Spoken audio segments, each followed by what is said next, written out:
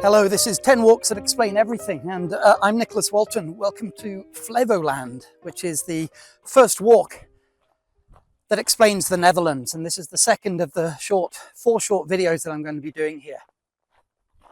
I'm walking from the town of Emmeloord to Urk across Flevoland, which is an almost entirely reclaimed province. This all used to be the sea. I'm walking across what used to be the sea.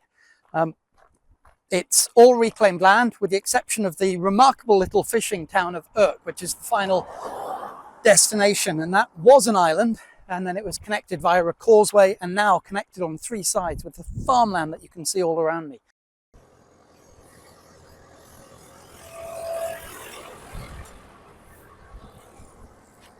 This walk is about the Netherlands that most outsiders never see, because guess what? This famously liberal, tolerant and international country has another side to it. More conservative, more religious, maybe less confident, and more precarious and frustrated.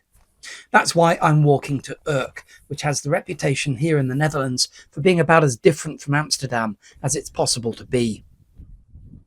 But while I'm here, I thought I'd focus this video on the incredible Dutch landscape. Maybe you don't associate the Netherlands, at least in the countryside, with beauty, but take time to walk across it, look around it, and appreciate it. I mean, look at it, here in Flevoland, in all its relentlessly flat, artificial, reclaimed from the sea glory. My father's favourite artist is Piet Mondrian, whose paintings are stark, geometrical compositions of blocks and lines. This is a Mondrian landscape. Because it's all just made up of straight lines, of blocks, of right angles, and some of those blocks are blocks of colour. Look behind me. This is a set of tulip fields. You have these extraordinarily vivid yellows, and then there's pinks, which aren't quite out yet, and then dark reds. Even the standard green, dark green fields, or the blocks of brown where it's been newly ploughed, add to the variation. And then you have the runs of trees separating everything, and off on the distance, to be honest, that's the coastline there. You have all of the big wind turbines. So it's a landscape that's absolutely full of interest. And that's before you get the little bits of livestock. And every so often you pass a farm, and there's a farm dog comes out and barks furiously at you, which adds to a little bit of the excitement. Just making a quick stop to fix my foot, where I've got a couple of blisters from previous walks. Bit of Vaseline, bit of stoicism, I'll get there.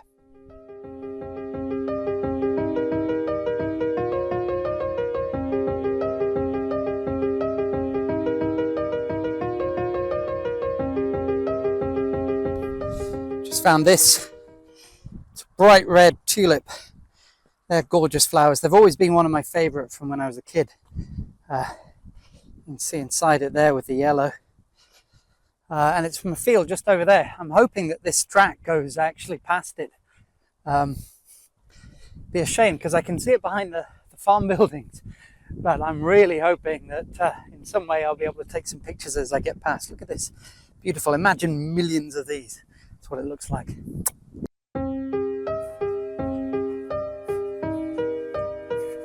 This looks absolutely extraordinary. It's just, oh. What's astonishing about it is that the actual flowers are not what this is being grown for. These are for bulb exports. So at the end of it, they just go and they chop everything off. All of these hundreds of thousands of flowers, they just get beheaded. And then the machines dig up all of the bulbs, and that's what gets sold. They're beautiful, aren't they?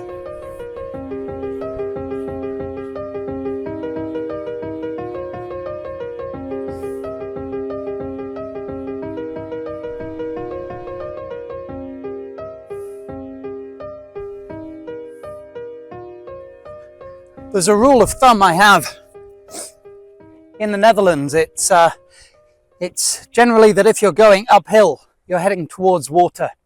Now, as you can see behind me, it's very flat. Over there, where all of the turbines are, you head uphill. Now, behind that hill is the sea. And it's not as low as here, it's at a higher level. You often find this. You can go along a motorway or a road, and then you'll see an embankment on the side. And lo and behold, behind that embankment is a canal, and it's at a higher level than the road. That's quite a common thing here, but it's most disconcerting when it's an expanse of water like the sea is just out there. I'll be going up it in a second, but you've been warned. Go uphill, you'll get your feet wet.